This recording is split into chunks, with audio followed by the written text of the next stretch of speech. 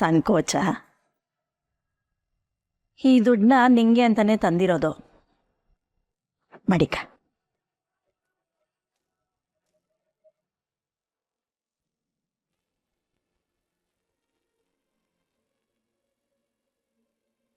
ವಯಸ್ಸ ಅಕ್ಕ, ಸೇಟು ಸಾಲ ಎಲ್ಲ ತೀರ್ಸಿವ್ನಿ. ಇನ್ನು ಈ ಮದುವೆಗೆ ಯಾವುದೇ ಅಡೆತಡೆ ಇರ್ಕೂಡ್ದು. ಆಮ್ಯಾಕೆ ಹಂಗಾಯ್ತು ಹಿಂಗಾಯ್ತು ಅದಾಯ್ತು ಇದಾಯ್ತು ಅಂತ ಕತೆಗಳೇನಾದ್ರೂ ಹೇಳಿದ್ಯೋ ಗೊತ್ತು ತಾನೆ ನನ್ನ ಪಾಪ. ಹಂಗಾಗಿ ಹಿಂಗೇನು ಆಗಲ್ಲ ಅಕ್ಕ. ಈ ಮದುವೆ ನಡೆದೇ ನಡೆಯುತ್ತೆ. ನಾನು ಇದೀನಲ್ಲ. ಗೆಪ್ತಿ ಮಡಿಕ, ಮಾತು ಕೊಟ್ಟಿದ್ಯಾ, ಕೊಟ್ಟ ಮಾತನ್ನ ಉಳಿಸ್ಕೊ. ನಾನಿನ್ ಬರ್ತೀನಿ ಕಣವ. ನಿಂಗೇನಂದ್ರ ಬೇಕಂದ್ರೆ ನನ್ನ ತವ ಕೇಳು, ಸಂಕೋಚ ಪಟ್ಕೋಬೇಡ.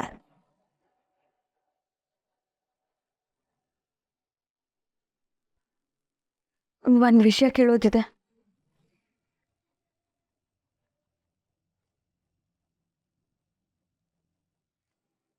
ಕೇಳವ. ನಿಮ್ಮ ಮಗ ಎಂಥವನು ಅಂತ ಗೊತ್ತಿದ್ರು ನನ್ನ ಜೊತೆ ಮದುವೆ ಮಾಡಕ್ಕೆ ಹೊರಟಿದ್ದೀರಲ್ಲ,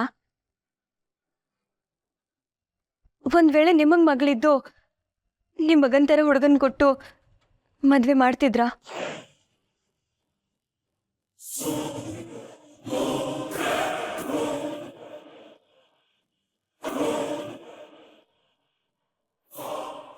ಖಂಡಿತ ಮಾಡ್ತಾ ಇದ್ದೆ.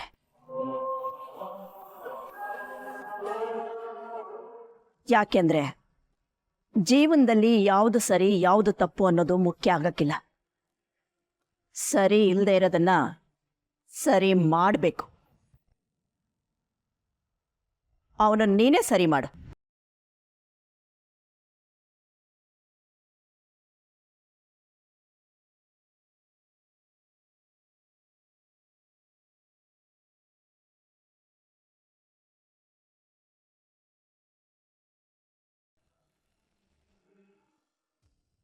ಸರ್, ಒಂದು ನಿಮಿಷ. ಏನು ಬೇಕು ಸರ್? ಇದು ಕಾರ್ತಿಕ್ ಅವ್ರಿಗೆ ಡೆಲಿವರಿ ಇತ್ತು. ಹೌದಾ? ಕೊಡಿ ಸರ್, ನಾನೇ ಕೊಡ್ತೀನಿ. ಇಲ್ಲ, ನಾನೇ ಪರ್ಸನಲ್ ಕೊಡಬೇಕು. ಹೌದಾ? ಒಂದು ನಿಮಿಷ ಸರ್. Hello sir. ಸರ್, ನಿಮ್ಮ ಪಾರ್ಸಲ್ ಬಂದಿದೆ. ನಿಮ್ಮ ಕೈಲೇ ಕೊಡಬೇಕಂತೆ ಸರ್. ಗೊತ್ತಿಲ್ಲ ಸರ್, ನೀವೇ ಬರಬೇಕಂತೆ. ನಮ್ಮ ಕೈಲಿ ಕೊಡ್ತಾ ಇಲ್ಲ ಸರ್. ಸರ್, ಒಂದು ನಿಮಿಷ ವೆಯ್ಟ್ ಮಾಡಿ ಸರ್, ಬರ್ತಾರೆ.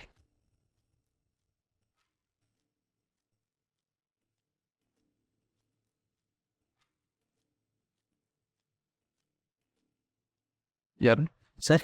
ಇವರೇ ವೇಟ್ ಮಾಡ್ತಿದ್ದೀರಾ ಸರ್? ನಾನೇನು ಆರ್ಡರ್ ಮಾಡಿಲ್ವಲ್ಲ, ಏನು ತಂದಿದ್ದೀರಾ? ಸರ್, ನಿಮ್ಮ ತಾಯಿ ಆ ಒಟ್ಟಾರದಲ್ಲಿ ಒಬ್ಬರೇ ಕೊರಗ್ತಿದ್ದಾರೆ ಸರ್. ದಿನ ಮಗ ಬರ್ತಾನೆ ಅಂತ ಕಾಯ್ತಿರ್ತಾರೆ. ಅವ್ರ ಕಷ್ಟ ನೋಡೋಕ್ಕಾಗ್ತಿಲ್ಲ ಸರ್. ದಯವಿಟ್ಟು ಒಂದ್ಸತಿ ಬಂದು ಅವ್ರ ಹತ್ರ ಮಾತಾಡ್ಸ್ಕೊಂಡು ಹೋಗಿ ಸರ್, ಪ್ಲೀಸ್ ಸರ್. ಏಯ್, ಯಾರೋ ನೀನು? ಯಾರು ನೀನು? ಇದೇನು ಫ್ಯಾಮಿಲಿ ಕೋರ್ಟ್ ಅನ್ಕೊಂಡಿದ್ಯಾ? ಡೆಲಿವರಿ ಕೆಲಸ ಮಾಡೋನು ಡೆಲಿವರಿ ಮಾಡಬೇಕು. ಸುಳ್ಳು ಹೇಳ್ಕೊಂಡು ನಾಟಕ ಮಾಡಬಾರ್ದು. ಹೋಗಿಲ್ಲಿಂದ. ಸರ್, ಪ್ಲೀಸ್ ಸರ್, ಕೋಪ ಮಾಡ್ಕೋಬೇಡಿ. ನಾನು ಡೆಲಿವರಿ ಬಾಯ್ ಆಗಿ ಬಂದಿಲ್ಲ. ನೀವು ಅಮ್ಮ ತುಂಬ ಕೊರಗ್ತಿದ್ದಾರೆ ಸರ್. ಮಗ ಮಗ ಅಂತ ಆಸೆ ಪಡ್ತಿದ್ದಾರೆ. ತುಂಬ ಏನಿಲ್ಲ ಸರ್. ಒಂದೇ ಒಂದ್ಸರಿ ಬಂದು ಮಾತಾಡ್ಸ್ಕೊಂಡು ಹೋಗಿ ಸರ್, ಪ್ಲೀಸ್ ಸರ್. ವಯಸ್ಸಾಗಿರೋರು ತುಂಬ ಖುಷಿ ಪಡ್ತಾರೆ ಸರ್. ಏಯ್, ನೀನು ಸಸ್ಪೆಂಡ್ ಮಾಡಿಸ್ತೀನಿ. ಯಾವ ಕಂಪ್ನಿನೋ ನಿಂದು? ಯಾರು ಅಂತ ಅನ್ಕೊಂಡಿದ್ಯಾ ನನ್ನನ್ನ? ಇಡಿಯಟ್. ನನ್ನ ತಾಯಿ ಬಗ್ಗೆ ನನಗೆ ಉಪದೇಶ ಕೊಡಕ್ ಬಂದಿದ್ಯಾ? ಯಾವನು ನೀನು? ನಿನ್ನ ಕೆಲಸ ಎಷ್ಟಿದೆ ಅಷ್ಟು ನೋಡ್ಕೋ. ಸೆಕ್ಯೂರಿಟಿ. ಸರ್ ಸರ್, ದಯವಿಟ್ಟು ನನ್ನ ಮಾತು ಕೇಳಿ ಸರ್. ಒಂದೇ ಒಂದ್ಸರಿ ಬಂದು ಸೆಕ್ಯೂರಿಟಿ, ಇವನನ್ನ ಮೊದಲು ಇಲ್ಲಿಂದ ಕಳಿಸಿ. ಇವನ್ ಇಲ್ಲೇ ಇದ್ರೆ ನಿನ್ನ ಸಸ್ಪೆಂಡ್ ಮಾಡ್ತೀನಿ, ಹುಷಾರ್. ಸರ್, ದಯವಿಟ್ಟು ನನ್ನ ಮಾತು ಕೇಳಿ ಸರ್, ಪ್ಲೀಸ್ ಸರ್. ಸರ್, ಒಂದೇ ಒಂದ್ಸರಿ ನನ್ನ ಮಾತು ಕೇಳಿ ಸರ್, ಪ್ಲೀಸ್ ಹೋಗಿ ಸರ್. ಸರ್, ಒಂದೇ ಒಂದ್ಸತಿ ಅವ್ರ ಹತ್ರ ಮಾತಾಡಕ್ ಬಿಡಿ ಸರ್, ದಯವಿಟ್ಟು ಅರ್ಥ ಮಾಡ್ಕೊಳ್ಳಿ ಸರ್, ಪ್ಲೀಸ್ ಹೋಗಿ. ಸರ್, ಇಲ್ಲ, ಒಂದು 2 ನಿಮಿಷ ಮಾತಾಡ್ಕೊಂಡ್ಬರ್ತೀನಿ ಸರ್. ಹೋಗಪ್ಪ.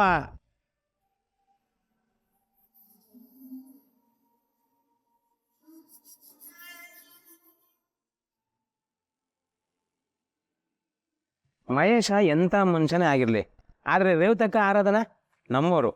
ಎಷ್ಟೇ ಆದರೂ ನಮ್ಮ ಕಷ್ಟ ಸುಖಕ್ಕೆ ಆಗಿ ಬರೋ ಜನ. ಮದುವೆ ಮಾತ್ರ ಯಾವುದೇ ತೊಂದರೆ ಆಗದೆ ಇದ್ದಂಗೆ ಮಾಡಿ ಮುಗಿಸ್ಬೇಕು ಚಂದ್ರಣ್ಣ.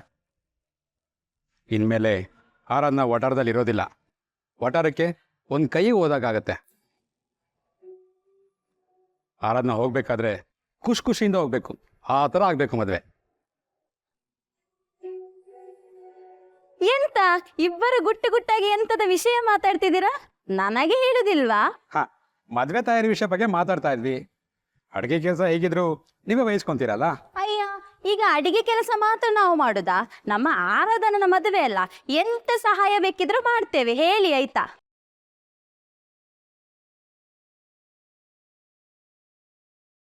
ಶಂಕರಣ್ಣ, ನೀವು ನನ್ನ ಮದುವೆ ಬಗ್ಗೆ ಅಷ್ಟೊಂದು ಸಂಭ್ರಮದಿಂದ ಮಾತಾಡ್ತಿದ್ದೀರಾ? ನಿಮಗೂ ಅಷ್ಟೊಂದು ಖುಷಿನಾ? ಮತ್ತಿನ್ನೇನಮ್ಮ ಆರಾಧನಾ, ಮದುವೆ ಅಂದಮೇಲೆ ಖುಷಿ ಸಂಭ್ರಮ ಎಲ್ಲ ಇರಬೇಕು. ಇಲ್ಲಾಂದ್ರೆ ಅದು ಮದುವೆ ಅಂತ ಅನ್ಸ್ಕೊಳತ್ತಾ? ಈಗ ಇಲ್ಲೆಲ್ಲ ಕ್ಲೀನ್ ಮಾಡಬೇಕು, ಧೂಳು ಜಾಸ್ತಿ. ನೀನು ಮದುವೆ ಹುಡುಗಿ, ಒಳಗೋಗಮ್ಮ. ಈಗಲೇ ಕ್ಲೀನ್ ಮಾಡಂಗಿಲ್ಲ. ನಮ್ಮ ರಾಜ್ ಏನೇನೋ ಪ್ಲಾನ್ ಹಾಕೊಂಡಿದ್ದಾನೆ. ಅವ್ನು ಬರಲಿ, ಅವ್ನಿಗೆಲ್ಲ ಗೊತ್ತಿದೆ, ಆಮೇಲೆ ಕ್ಲೀನ್ ಮಾಡೋಣ.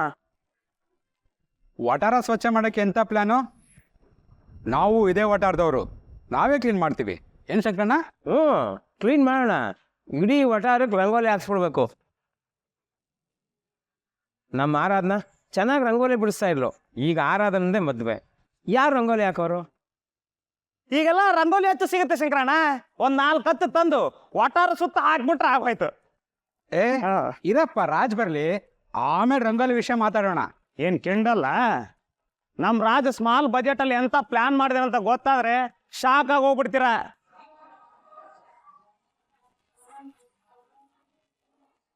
ಆರಾಧನಾ, ಇಲ್ಲೇನ್ ಮಾಡ್ತಿದ್ಯಾ? ಒಳಗಡೆ ಬಾ. ಏನಾಗ್ತಿದೆ ಅಮ್ಮ ಒಟ್ಟಾರದಲ್ಲಿ? ರಾಜ್ ನೋಡಿದ್ರೆ ನನ್ನ ಮದುವೆ ಮಾಡಿಸ್ಲೇಬೇಕು ಅಂತ ಹಠ ತೊಟ್ಟು ನಿಂತಿದ್ದಾರೆ. ನನ್ನ ಪರಿಸ್ಥಿತಿ ಯಾರಿಗೂ ಅರ್ಥನೇ ಆಗ್ತಿಲ್ವಾ?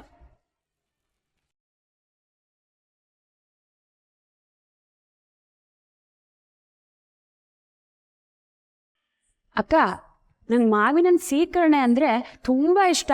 ಆದರೂ ಯಾರೋ ಹೇಳಿದ್ರು ಸೀಕರಣೆ ತಿಂದರೆ ಶುಗರ್ ಜಾಸ್ತಿ ಆಗುತ್ತಂತೆ. ಅದಕ್ಕೆ ನಾನು ಬರೀ ಮಾವಿನನ್ನೇ ತಿಂತೀನಿ. ಬರೀ ಮಾವಿನ ತಿಂದ್ರು ಶುಗರ್ ಜಾಸ್ತಿ ಆಗುತ್ತೆ ಕಣೆ, ಗೊತ್ತಿಲ್ಲ ನಿನಗೆ? ರೀ, ಸ್ವಲ್ಪ ಸುಮ್ಮನೆ ಇರ್ರಿ. ತಿನ್ಬೇಕು ಅನ್ಸ್ತಾ ತಿನ್ಬೇಕು, ಹಾಗೆಲ್ಲ ಉಪದೇಶ ಹೇಳ್ಕೊಂಡು ಬರಬಾರ್ದು. ಹೌದಲ್ವಾ? ಉಪದೇಶ ಏನಿದ್ರು ಬೇರೆಯವ್ರಿಗೆ, ನಮಗಲ್ಲ. ತಿನ್ನ.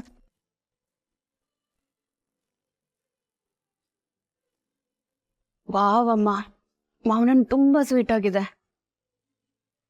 ಅಯ್ಯೋ ಹೌದಾ, ನನಗೆ ಕೊಟ್ಟಿರೋದು ಸ್ವಲ್ಪ ಹುಳಿಯಾಗಿತ್ತು, ಸರಿಯಾಗಿ ಹಣ್ಣಾಗಿರ್ಲಿಲ್ಲ ಅನ್ಸುತ್ತೆ. ಅಯ್ಯೋ, ಕೈಲಾಸ ಕರ್ಕೊಂಡೋದ್ರು ಕೊಂಕ್ ಕುಡ್ಕೋದು ಬಿಡೋದಿಲ್ಲ ನೀನು. ಸುಮ್ ತಿನ್ನಕ್ಕೆ ಬರಲ್ವಾ ನಿಂಗೆ? ನೀವು ಸುಮ್ಮನೆ ಇರ್ರಿ.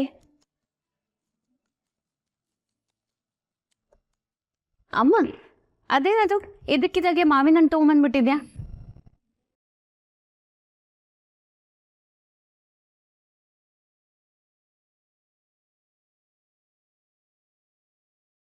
ಅಯ್ಯೋ, ತಂದಿದ್ದಲ್ಲ ಕಣೆ, ಯಾರೋ ಒಬ್ಬ ಡೆಲಿವರಿ ಬಾಯ್ ತಂದು ಕೊಟ್ಟು ಹೋದ.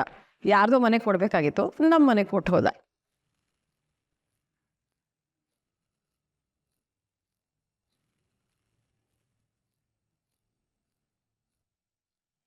ಅಮ್ಮ, ರಾಜ್ಗೂ ಮಾವಿನ ಹಣ್ಣು ಅಂದರೆ ತುಂಬ ಇಷ್ಟ ಅಲ್ವಾ?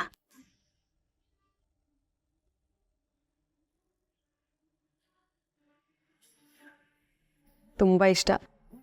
ಆದರೆ ಏನು ಮಾಡೋದು, ಅವನು ಎಲ್ಲಿದ್ದಾನೋ ಅಲ್ಲಿ ತಿಂತಾ ಇದ್ದಾನೆ ಅಂತ ಅನ್ಕೋಬೇಕು. ಆದರೆ ಎಲ್ಲಿದಾನೋ ಏನೋ, ಅವನಿಗಿದೆಲ್ಲ ಸಿಗುತ್ತೋ ಇಲ್ವೋ? ಮಾವಿನ ಹಣ್ಣಿದ್ರೂ ತಗೊಳಕ್ಕೆ ಮನಸ್ಸಾಗುತ್ತೋ ಇಲ್ವೋ? ನಮ್ಮನ್ನೆಲ್ಲ ಬಿಟ್ಟು ತಿನ್ನೋ ಆಸೆ ಆಗುತ್ತೋ ಇಲ್ವೋ? ಹಾಗೆಲ್ಲ ಏನೇನು ಕಲ್ಪಿಸ್ಕೋಬಾರ್ದು ಅಮ್ಮು. ಹಾಗೆ ಅನ್ಕೊಂಡ್ರೆ ಬೇಜಾರಾಗತ್ತೆ. ನಿಜ ಹೇಳಮ್ಮು, ಮೊದಲನೇ ಸತಿ ನನಗೆ ರಾಜ್ ಚೆನ್ನಾಗಿದ್ದಾನೆ ಅಂತ ಅನ್ನಿಸ್ತಾ ಇದೆ.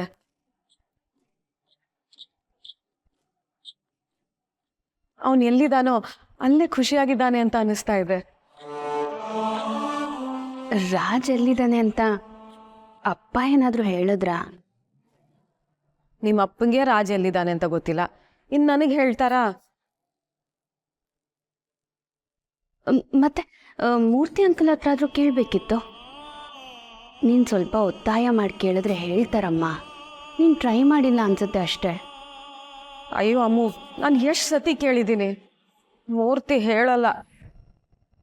ಅತ್ತಿಗೆ ಇದೊಂದು ವಿಷಯ ಮಾತ್ರ ಕೇಳಬೇಡಿ ಅಂತಾನೆ ಹೇಳ್ತಾರೆ. ನೀನು ಅಪ್ಪನ ಎದುರುಗಡೆ ಕೇಳಿದ್ಯಾ? ಅದಕ್ಕೆ ಅವ್ರು ಹೇಳಿಲ್ಲ.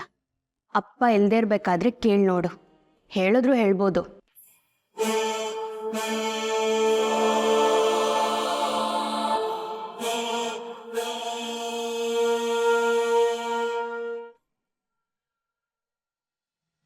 ಮಹೇಶ್ ಸರ್, ಮಹೇಶ್ ಸರ್,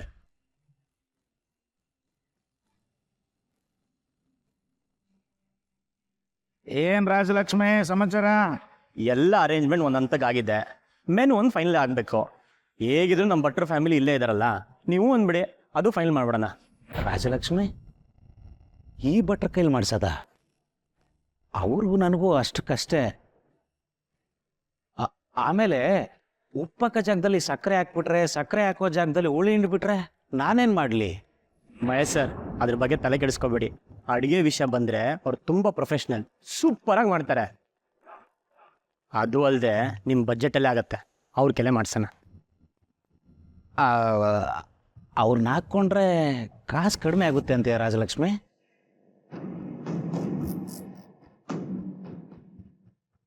ಹಂಗಿದ್ರೆ ಬೇಕಾದ್ರೆ ಒಂದು ಕೈ ನೋಡುವ. ಅವ್ರಿಗೂ ನನಗೂ ಅಷ್ಟೇನು ತೊಂದರೆ ಇಲ್ಲಪ್ಪ, ಚೆನ್ನಾಗೇ ಇದ್ದೀವಿ.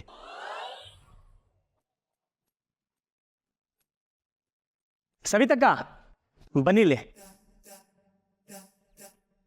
ಲಂಚಿಗೆ ನಾನು ರೆಡಿ ಮಾಡಿರೋ ಮೆನು ಹೇಳ್ತೀನಿ, ನಿಮ್ಮ ಸಜೆಷನ್ ಕೊಡಿ.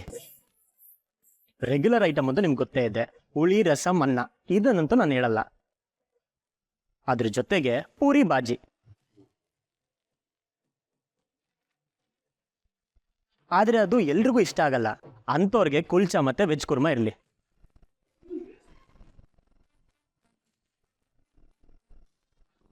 ಹಾಗೆ ಒಂದು ಸಾದಾ ಪಲಾವು ಮತ್ತೆ ಕಾಶ್ಮೀರಿ ಪಲಾವ್. ರಾಜಲಕ್ಷ್ಮಿ ಒಂದು ನಿಮಿಷ. ನಾವೇನು ಮದುವೆ ಮಾಡ್ತಾ ಇದೀವೋ ಇಲ್ಲ ಊರಪ್ಪ ಮಾಡ್ತಾ ಇದೀವೋ? ಮದುವೆಗೆ ಪೂರಿ ಬಾಜಿ ಯಾಕೆ ಬೇಕೋ? ಅದೇನು ಬೆಳಿಗ್ಗೆ ತಿಂಡಿಗ ಅಲ್ಲ ತಾನೆ? ಅದು ಸಾಲದು ಅಂತ ಕುಲ್ಚಾ ಕುರ್ಮಾ? ಅಯ್ಯೋ ನನ್ನ ಕರ್ಮ, ಇದ್ಯಾವುದು ಬೇಡ. ಊಟ ಹೆಂಗಿರ್ಬೇಕು ಅಂದ್ರೆ ಜನ ನಗ್ನಗ್ತಾ ಮನೆಗೆ ಹೋಗ್ಬೇಕು. ಈ ಮಹೇಶ ತುಂಬಾ ಚೆನ್ನಾಗಿ ಊಟ ಆಗ್ದ ಅಂತ ಮಾತಾಡ್ಕೋಬೇಕು. ಮಹೇಶಣ್ಣ, ಜನ ಮಾತಾಡ್ಕೋಬೇಕು ಅಂದ್ರೆ ಊಟದಲ್ಲಿ ವೆರೈಟಿ ಇರಬೇಕಲ್ವಾ?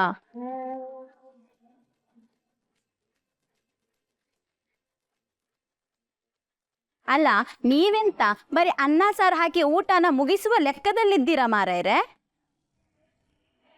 ಬರೀ ಅನ್ನ ಸಾಂಬಾರು ಅಂತ ಯಾರು ಹೇಳಿದ್ರು?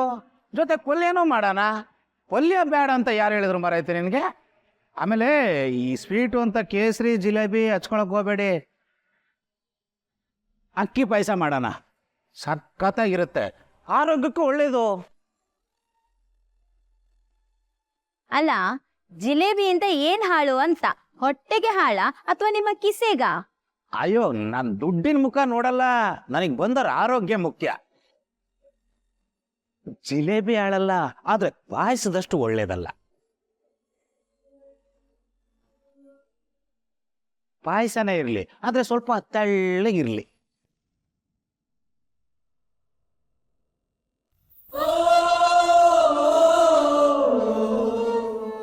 ಅರೆ ಆಹಾರದವ್ರು ಅಲ್ಲೇ ನಿಂತಿದ್ದೀರಾ? ನಿಮ್ಗೇನೋ ಐಟಮ್ ಬೇಕಿದ್ರೆ ಹೇಳಿ, ಮೆನುಲ್ ಆಡ್ ಮಾಡೋಣ.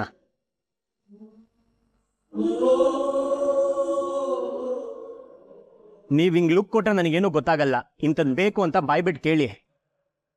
ಪ್ರತಿ ಹುಡುಗರಿಗೂ ಕನಸಿರುತ್ತೆ, ನನ್ನ ಮದುವೆ ಹಿಂಗೆ ಆಗಬೇಕು, ಊಟ ಹಿಂಗೆ ಇರಬೇಕು ಅಂತ.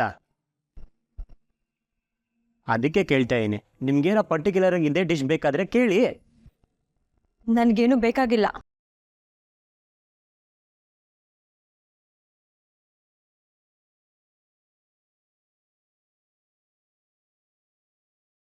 ಸರಿ, ಹಾಗಾದ್ರೆ ಇದೇ ಮೆನು ಫಿಕ್ಸ್.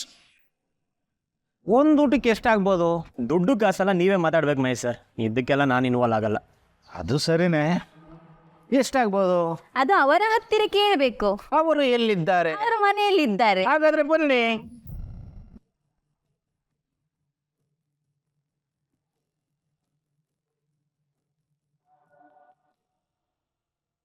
ನಾನು ನಿನ್ನ ಹತ್ರ ಸ್ವಲ್ಪ ಮಾತಾಡ್ಬೇಕು ಕಣಪ್ಪ.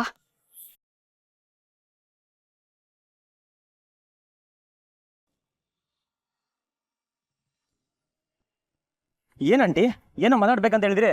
ಏನಪ್ಪ ನೀನು ಏನ್ ಮಾಡ್ತಿದ್ಯ ಅಂತ ನಿನಗೆ ಅರ್ಥ ಆಗ್ತಾ ಇಲ್ವಾ? ಯಾಕಂಟಿ ಏನಾಯ್ತು? ಪಾಪ ನಮ್ಮ ಆರಾಧನ ಅವಳ ಜೀವನದಲ್ಲಿ ಎಲ್ಲರೂ ಆಟ ಆಡ್ತಿದ್ದಾರೆ. ಈಗ ಅವ್ರ ಜೊತೆ ನೀನು ಸೇರ್ಕೊಂಡ್ಬಿಟ್ಟಿಯಲ್ಲಪ್ಪ. ನಾನೇನ್ ಮಾಡಿದೆ? ನಿನ್ನತ್ರ ಏನಪ್ಪ ಮುಚ್ಚಿಡೋದು? ಆರಾಧನಂಗೆ ಈ ಮದ್ವೆ ಇಷ್ಟ ಇಲ್ಲ.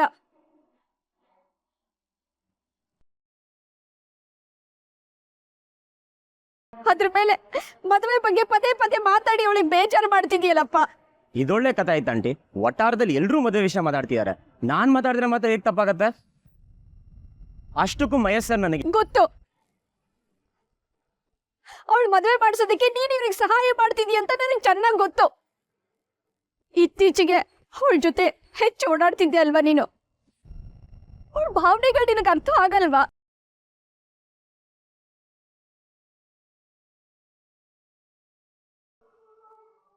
ಆಂಟಿ ನೀವು ಬೇಜಾರು ಮಾಡ್ಕೋಬೇಡಿ.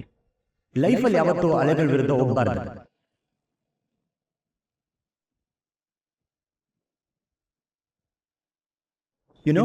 ಒಂದೊಂದ್ಸರಿ ಅಲೆಗಳ ಜೊತೆನೆ ಹೋಗ್ಬೇಕು.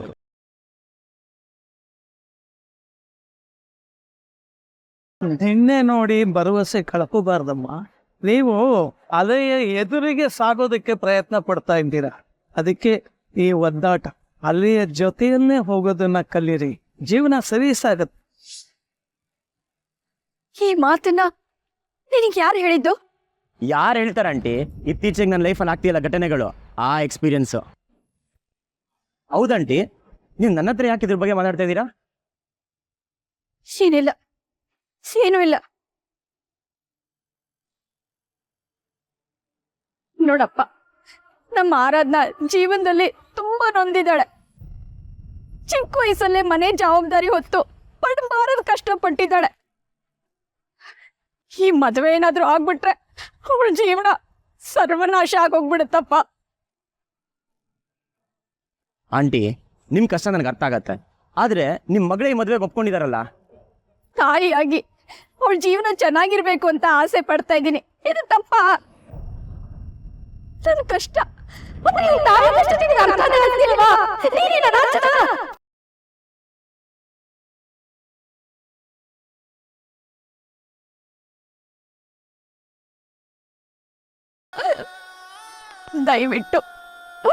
ದಯವಿಟ್ಟು ಈ ವಿಚಾರದಲ್ಲಿ ನಮಗ್ ಸಹಾಯ ಮಾಡಪ್ಪ. ಹೇಗಾದ್ರೂ ಮಾಡಿ ಈ ಮದುವೆ ನಿಲ್ಲಿಸ್ಬಿಡಪ್ಪ.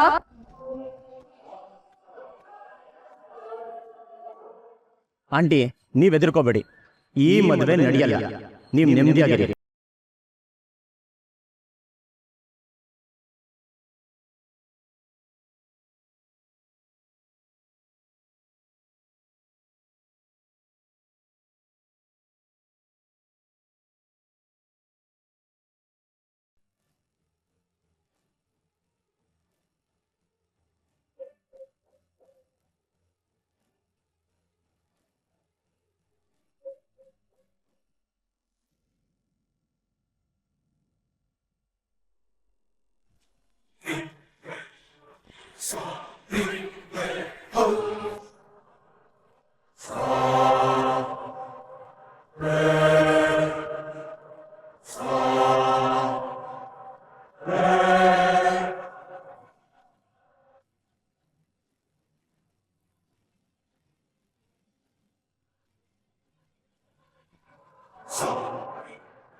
ಏನು ಮಾತಾಡ್ಸಿದ್ದೀರ?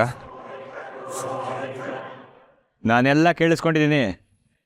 ಕುಡ್ದಿಲ್ಲ ನಾನು, ಎಲ್ಲ ಕೇಳಿಸ್ಕೊಂಡಿದ್ದೀನಿ.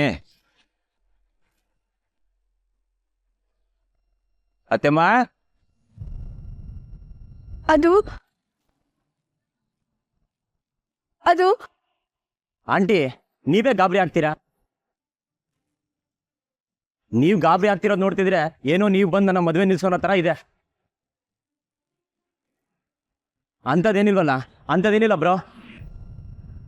ನೀವು ಮದುವೆ ನಿಲ್ಸೋದ್ರ ಬಗ್ಗೆನೇ ಮಾತಾಡ್ತಾ ಇದ್ರಿ ಅಲ್ವಾ?